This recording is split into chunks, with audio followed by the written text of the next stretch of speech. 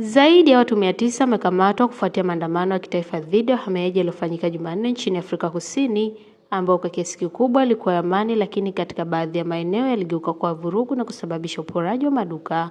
Naibu kamishna wa kitaifa wa polisi Tebelo Moskil amesema maandamano 108 kati ya 120 yalifanyika nchini yalikuwa ya amani, huku maandamano 12 yakihitaji polisi kuingilia kati. Amesema sababu za kukamatwa kwa watu hao zinajumuisha ukiukaji wa sheria za uhamiaji, kufanya vurugu hadharani, kuwaficha wahamiaji wasio na nyaraka halali na wizi.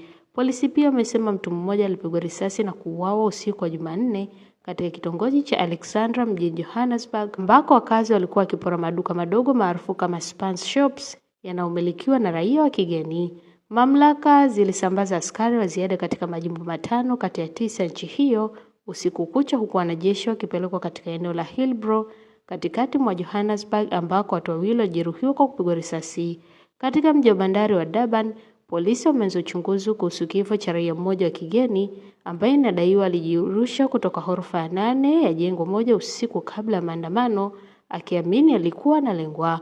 Maandamano ya Jumanne yaliandaliwa kuashiria mwisho wa muda uliowekwa na kundi linalopinga wahamiaji lililokuwa limetaka wahamiaji wasiokuwa na vibali halali waondoke nchini Afrika Kusini.